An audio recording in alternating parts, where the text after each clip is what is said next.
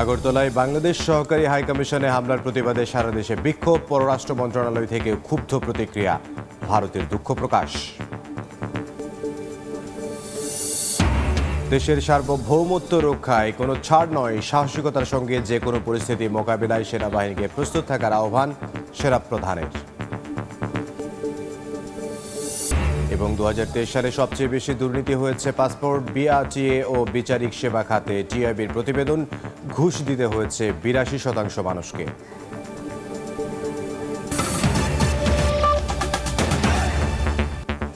সময় সংবাদের সঙ্গে আছে আমি ইমদাদুল হক।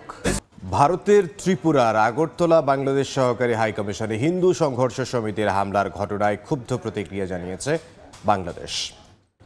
পররাষ্ট্র মন্ত্রণালয়ের বিজ্ঞপ্তিতে বলা হয়, বিক্ষোভকারীরা পূর্ব পরিকল্পিতভাবে বাংলাদেশ সহকারী হাইকমিশনের প্রধান ফটক ভেঙে প্রাঙ্গণে প্রবেশ করে। আইন শৃঙ্খলা রক্ষা বাহিনীর সদস্যদের উপস্থিতিতে জাতীয় পতাকা অবমাননা করা হয়েছে, যা দুঃখজনক।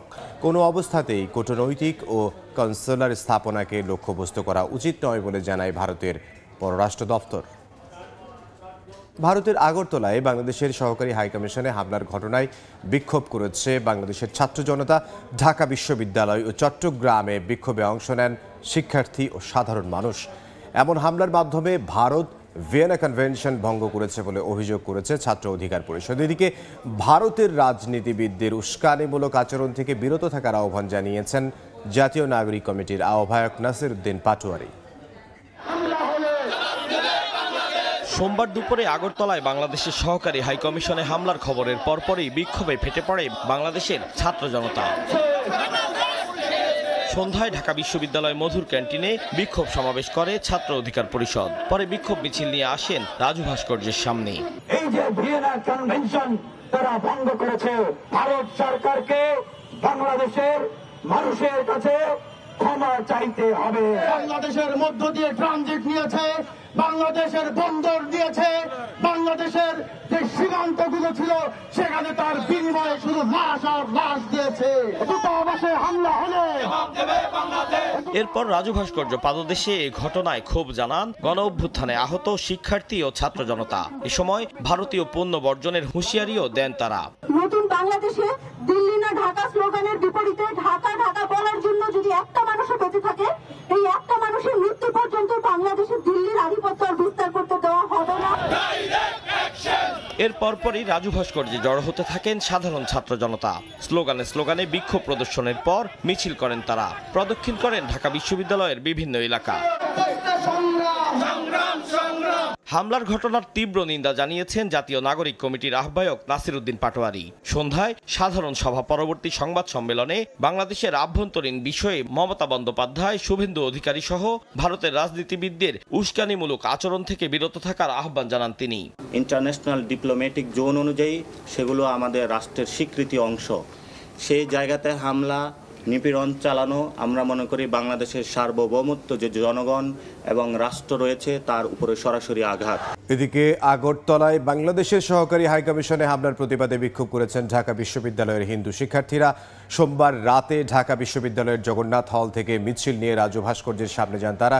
এ সময় বিক্ষুব্ধ শিক্ষার্থীরা বলেন, দুদেশের মধ্যে বন্ধুত্বপূর্ণ সম্পর্কের ফাটল ধরাচ্ছে ভারতীয় কিছু মিডিয়া। ধর্মীয় দিক দিয়ে আমি একজন হিন্দু, ভারতীয় মিডিয়া একটা গুজবের কারখানা। আমি বাংলাদেশ হিসেবে ওটার তীব্র নিন্দা ও প্রতিবাদ জানাই। হিন্দু, বৌদ্ধ, খ্রিস্টান যে আমরা যে একতাবদ্ধ আছি, একতাবদ্ধতা তারা নষ্ট করার চেষ্টা করতেছে। আমরা বাংলার জনগণ এই তাদের ফাঁদে আমরা পা দিব না। ভারতের আগরতলায় বাংলাদেশের সহকারী হাইকমিশন ভাঙচুরের ঘটনায় ক্ষোভ ও নিন্দা প্রকাশ করেছেন আইন উপদেষ্টা ডক্টর আসিফ নজরুল। মধ্যরাতে সামাজিক যোগাযোগ মাধ্যমে স্ট্যাটাস দিয়ে তিনি বলেন, ভারতকে বুঝতে হবে এটা শেখ হাসিনার বাংলাদেশ নয়। এই বাংলাদেশ স্বাধীন, সার্বভৌম ও আত্মমর্যাদাশীল। এই বাংলাদেশ নির্ভীক তরুণ সম্প্রদায়ের। তিনি আরও লেখেন, আন্তর্জাতিক আইন অনুসারে ভারতের মাটিতে বাংলাদেশের সহকারী হাইকমিশনকে পূর্ণ নিরাপত্তার দেয়ার দায়িত্ব ভারতীয় সরকারের। তারা এটি করতে ব্যর্থ হয়েছে। দেশের সার্বভৌমত্ব রক্ষায় কোনো ছাড় নয়, সাহসিকতার সঙ্গে যে কোনো পরিস্থিতি মোকাবিলায় সেনাবাহিনীকে প্রস্তুত থাকার আহ্বান জানিয়েছেন সেনাপ্রধান জেনারেল ওয়াকারুজ্জামান। সকালে চট্টগ্রামের ভাটিয়ারি বিএমএ প্যারেড গ্রাউন্ডে রাষ্ট্রপতি কুচকাওয়াজ অনুষ্ঠানে যোগ দিয়ে তিনি কথা বলেন। এই সময় সেনার প্রধান কর্মক্ষেত্রে নিজেকে উদাহরণ হিসেবে গড়ে তুলতে নবীন অফিসারদের প্রতি আহ্বান জানান। অনুষ্ঠানের শুরুতে সেনাপ্রধানকে ঊর্ধ্বতন কর্মকর্তারা সামরিক অভ্যর্থনা জানান। এ সময় বাদ্যের তালে তালে বাজতে থাকে মনোমুগ্ধকর সুর। কুচকাওয়াজের মাধ্যমে 87 বিএমএ দীর্ঘমেয়াদী কোর্সের 213 জন এবং 59 বিএমএ স্পেশাল কোর্সের 14 জন অফিসার ক্যাডেট হিসেবে কমিশন লাভ করেন।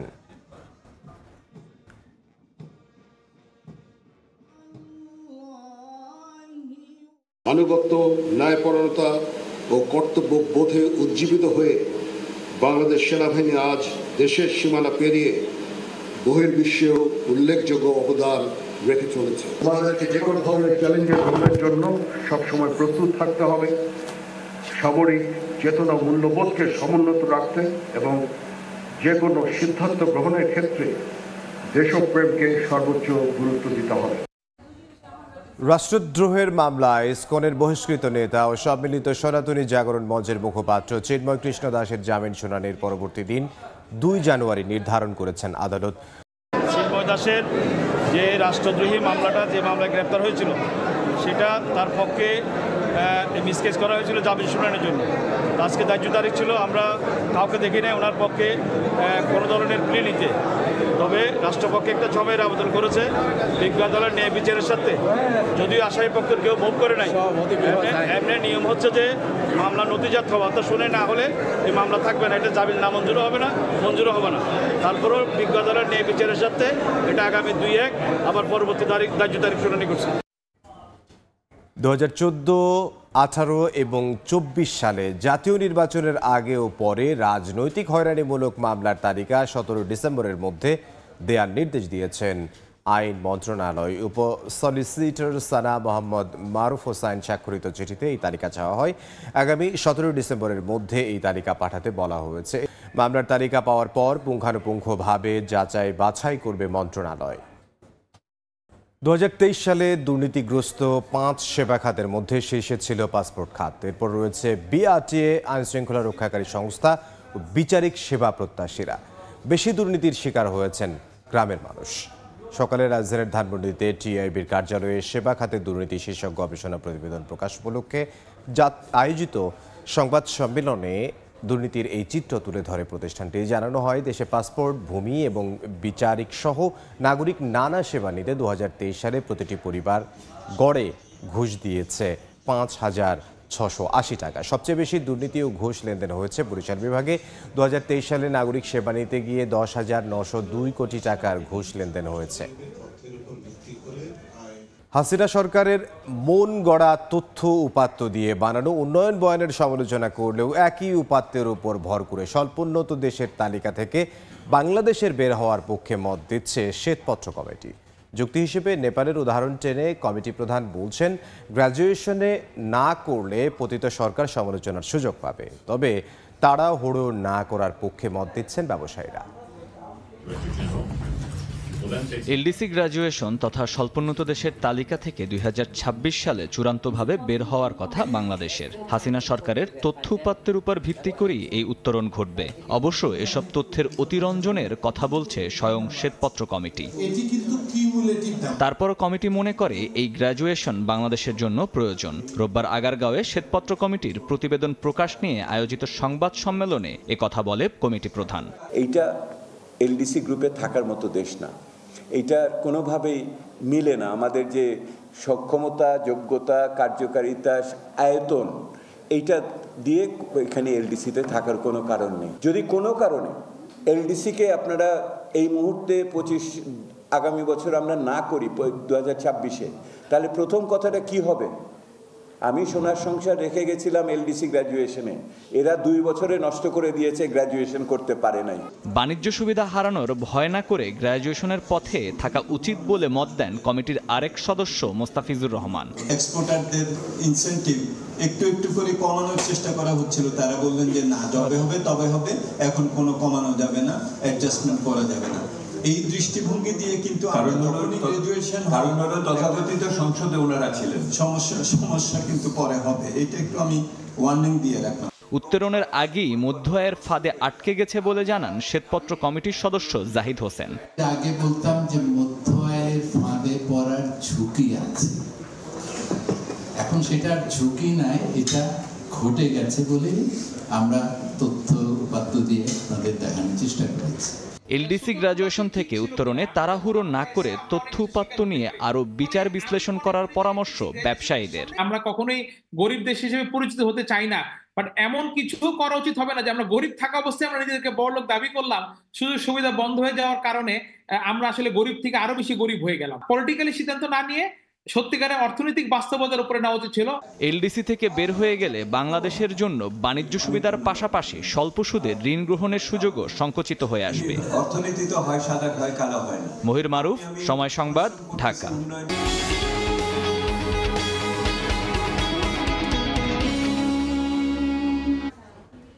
কার্গো চুরি ঠেকাতে বছরে 25 লাখের বেশি এফসিএল কন্টেইনার শেডের পরিবর্তে বেসরকারি অফটকে পাঠানোর সিদ্ধান্ত নিয়েছে চট্টগ্রাম বন্দর কর্তৃপক্ষ। পৃথিবীর কোনো বন্দরের শেড থেকে পণ্য ডেলিভারির বিধান না থাকলেও ঝুঁকি নিয়ে একমাত্র চট্টগ্রাম বন্দরে এ কাজ করে আসছিল। তবে অফডকগুলোর কন্টেইনার হ্যান্ডলিং সক্ষমতা না বাড়িয়ে বন্দরের এমন সিদ্ধান্তে বড় ধরনের জটিলতার আশঙ্কা ব্যবসায়ীদের। শেখাউত টিপুর ক্যামেরায় বিস্তারিত জানাচ্ছেন কমল দে। পণ্য ডেলিভারি নিতে প্রতিদিন 4 থেকে 5,000 ট্রাক কাভার্ড ভ্যান যেমন চট্টগ্রাম বন্দরে ঢুকে যানজটের সৃষ্টি করছে, তেমনি যানবাহনগুলোর সঙ্গে 10 থেকে 12,000 ড্রাইভার, হেল্পার এবং কর্মচারী চট্টগ্রাম বন্দরকেই নিরাপত্তা ঝুঁকির মধ্যে ফেলছে। অবশেষে এই ঝুঁকি কমানোর পাশাপাশি পণ্য চুরি ঠেকাতে সব ধরনের এফসিএল কন্টেনার অফডক থেকে খালাস দেওয়ার সিদ্ধান্ত নিয়েছে বন্দর কর্তৃপক্ষ। নৌ পরিবহন মন্ত্রণালয়ের সচিবের কাছে পাঠানো এক চিঠিতে তুলে ধরা হয়েছে বন্দরের অভ্যন্তরে এফসিএল কন্টেনার খালাস দিতে গিয়ে জটিলতা সৃষ্টির নানা তথ্য।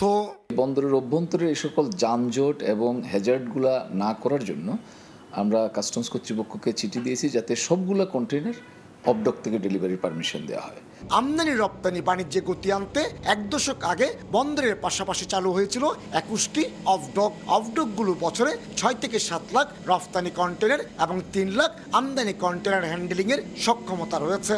অফডক থেকে খালাস দেওয়ার সিদ্ধান্ত কার্যকর হলে অন্তত 25 লাখ কন্টেনার হ্যান্ডেলিং সক্ষমতা অর্জন করতে হবে অফডকগুলোকে।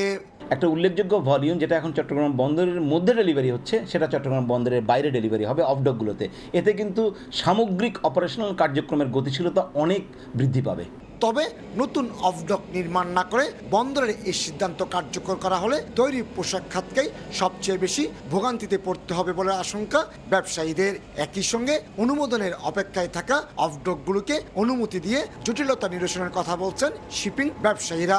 অবশ্য নগরীর গুরুত্বপূর্ণ সড়কগুলোতে যানজট সৃষ্টির জন্য বন্দরকে কেন্দ্র করে গড়ে ওঠা অফডকগুলোকেই দায়ী করা হয়। এক্সপোর্টটা খুবই সেন্সিটিভ ইস্যু। এখানে আমরা 1 ঘন্টা ডিলে হলেও আমার ভেসেলটা মিস করি।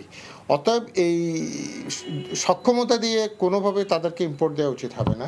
এই মুহূর্তে সহজ সত্ত্বে অফডকের অনুমতি দিতে হবে।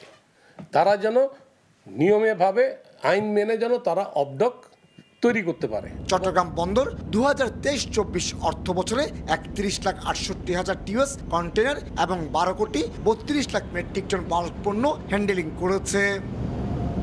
চট্টগ্রাম বন্দর বছরে গড়ে আমদানি রপ্তানি পণ্য বোঝাই 32 লাখ কন্টেনার হ্যান্ডেলিং করছে। এর মাঝে মাত্র 7 থেকে 8 লাখ কন্টেনার প্রক্রিয়াজাত করছে 21টি বেসরকারি অফডক। নতুন নিয়ম অনুযায়ী অন্তত 25 লাখ কন্টেনার প্রক্রিয়াজাত করতে হবে এই 21টি অফডককে, যা তাদের সক্ষমতা নেই। এই অবস্থায় আমদানি রপ্তানি কাজে গতি আনতে যেমন অফডকের সংখ্যা বাড়াতে হবে, তেমনি সংযোজন করতে হবে অত্যাধুনিক যন্ত্রপাতি, এমনটি বলছেন বন্দর ব্যবহারকারীরা। চট্টগ্রামের এসাক ব্রাদার্স থেকে কমল দে, সময় সংবাদ। মনের মতো ডিজাইন আর stylish collection, Regal furniture, furnish your dream. বাংলাদেশের হাই কমিশনের নিরাপত্তা দিতে ভারত ব্যর্থ হয়েছে বলে অভিযোগ করেছেন বিএনপির সিনিয়র যুগ্ম মহাসচিব রুহুল কবির রিজভী। নয়াপল্টনের সংবাদ সম্মেলনে তিনি বলেন, বিভাজন তৈরির চেষ্টা করছে নয়াদিল্লি। তিনি আরও বলেন, ভারতে বাংলাদেশ মিশনের নিরাপত্তায় জাতিসংঘ শান্তিরক্ষী বাহিনীর সহায়তা চাওয়া উচিত অন্তর্বর্তী সরকারের। বাংলাদেশের সহকারী হাই কমিশনে নারকীয় হামলা, জাতীয় পতাকা ছিঁড়ে আগুন, পতাকার খুঁটি ভাঙচুর, সহকারী হাই কমিশনের অভ্যন্তরীণ সম্পত্তি ক্ষতিগ্রস্ত করে। আগরতলা কূটনৈতিক মিশনের উপর এহেন নজিরবিহীন হামলা Vienna convention on diplomatic relation 1961-এর সুস্পষ্ট লঙ্ঘন। ভারতীয় সরকার হামলার জন্য দুঃখ প্রকাশ নাটক করলেও ভারতের আইন শৃঙ্খলা রক্ষাকারী বাহিনী আমাদের হাই কমিশনের নিরাপত্তা দিতে ব্যর্থ হয়েছে। সেখানে বাংলাদেশ মিশনের কর্মকর্তা কর্মচারীরা নিরাপত্তাহীনতায় ভুগছে। এই অবস্থায় বাংলাদেশ সরকারের উচিত হবে জাতিসংঘের শান্তিরক্ষা বাহিনীর সহায়তা চাওয়া ভারতের জন্য। জনপ্রতিনিধিদের অপসারণের পর ঝিমিয়ে পড়েছে রংপুর সিটি কর্পোরেশনের নিবন্ধন শাখার কার্যক্রম। এ কারণে জন্ম ও মৃত্যু নিবন্ধন কিংবা সংশোধনের জন্য নগরবাসীকে দীর্ঘ অপেক্ষা করতে হচ্ছে। এছাড়াও স্থানীয় সরকার মন্ত্রণালয়ের কাছে প্রায় 68 লাখ টাকা রাজস্ব বকেয়া পড়েছে সিটি কর্পোরেশনের। এতে সংকট থাকলেও নির্বিকার কর্তৃপক্ষ। তারেকুল ইসলামের ছবিতে আব্দুর রশিদ জীবনের রিপোর্ট। প্রতিদিনে এমন ভিড় লেগে থাকে রংপুর সিটি কর্পোরেশনের নিবন্ধন শাখায়। জন্ম ও মৃত্যু নিবন্ধন, নাগরিক ও ওয়ারিশন সনদ উত্তোলন কিংবা সংশোধনের জন্য নগরবাসীকে দীর্ঘ সময় অপেক্ষা করতে হয়। নগরবাসীর অভিযোগ, জনপ্রতিনিধিদের অপসারণের পর থেকে সেবা পেতে চরম ভোগান্তিতে পড়তে হচ্ছে তাদের। সরকার রাজস্ব নির্ধারণ করে দিলেও সিটি কর্পোরেশনের নিবন্ধন শাখায় রাজস্ব বাকি 67,64,900 টাকা। দীর্ঘদিনেও বকেয়া পরিশোধ না করায় সার্ভারে নিবন্ধন সীমিত করে দেয় স্থানীয় সরকার মন্ত্রণালয়। এতে ভোগান্তি আরও বেড়েছে। মৃত্যু সনদ করতে গেলে কোথাও কিন্তু ওয়ারিশনের কথা উল্লেখ নাই, কিন্তু ওনারা ওয়ারিশন ছাড়া মৃত্যু সনদ জমা নিবে না। 9 নং ওয়ার্ডে যিনি দায়িত্বরত যিনি ছিলেন, উনি আজকে আসে কালকে আসে, মানে আসে না, আবার হচ্ছে ওনাকে ফোন দেওয়া হয়, ওনাকে হচ্ছে ফোনের মধ্যেও পাওয়া যায় না। 2 দিনে 4 দিনেও আসি ঘুরি যাই, ফোন দিলে পরে কথা বলবো, এইভাবে আমাকে হয়রানি করতেছে। নাগরিক সমাজের প্রতিনিধিরা বলছেন, সমস্যা সমাধানে দ্রুত ব্যবস্থা না নিলে জনদুর্ভোগ আরও প্রকট আকার ধারণ করবে। স্থানীয় প্রত্যেকটা ওয়ার্ডে গ্রহণযোগ্য একজন ব্যক্তিকে বাছাই করে তাকে যদি এই দায়িত্বটা দেওয়া হয় আর তার সাথে যদি সিটি কর্পোরেশন সমন্বয় করে, আমার মনে হয় এই দুর্ভোগ থেকে সিটি কর্পোরেশনবাসী বা নগরবাসী রক্ষা পাবেন। আপনি আমার সময় নিয়ে আসেননি তো, তাই না? আমি 12:30 ওঠার কথা দেখলাম, 1:30 এ নিয়ে জানতে চাইলে ক্যামেরার সামনে কোনো কথা বলতেই রাজি হননি প্রতিষ্ঠানটির প্রধান নির্বাহী কর্মকর্তা। আব্দুর রশিদ জীবন, সময় সংবাদ, রংপুর। বোলিং অ্যাকশনের পরীক্ষা দিলেন সাকিব আল হাসান। গেল সেপ্টেম্বরে কাউন্টি চ্যাম্পিয়নশিপে সারের হয়ে ম্যাচ খেলেছিলেন সাকিব। সেই ম্যাচের পর তার বোলিং অ্যাকশন নিয়ে প্রশ্ন ওঠায় পরীক্ষা করাতে বলেছিল England and Wales cricket board. সোমবার Birmingham England and Wales cricket বোর্ডের অনুমোদিত ল্যাবে বোলিং অ্যাকশনের পরীক্ষা দেন বাংলাদেশ অলরাউন্ডার। গেল সেপ্টেম্বরে কাউন্টি চ্যাম্পিয়নশিপে সারের হয়ে একটি ম্যাচ খেলেছিলেন সাকিব। ম্যাচটি তার দল হারলেও 63 ওভার বোলিং করে 9 উইকেট তুলে নেন সাকিব। তবে 2 ফিল্ড আম্পায়ার সাকিবের বোলিং নিয়ে সন্দেহ প্রকাশ করেন, যার কারণে পরবর্তীতে তার বোলিং অ্যাকশন পরীক্ষা দিতে বলে ইসিবি। এ পর্যায়ে শীর্ষ সংবাদগুলো জানিয়ে দিচ্ছে আরও একবার। যে কোনো চ্যালেঞ্জ মোকাবেলায় সেনাবাহিনীকে সবসময় প্রস্তুত থাকতে হবে। চট্টগ্রামে সেনাপ্রধান সিদ্ধান্ত গ্রহণে দেশপ্রেমের চেতনায় উদ্বুদ্ধ থাকার আহ্বান।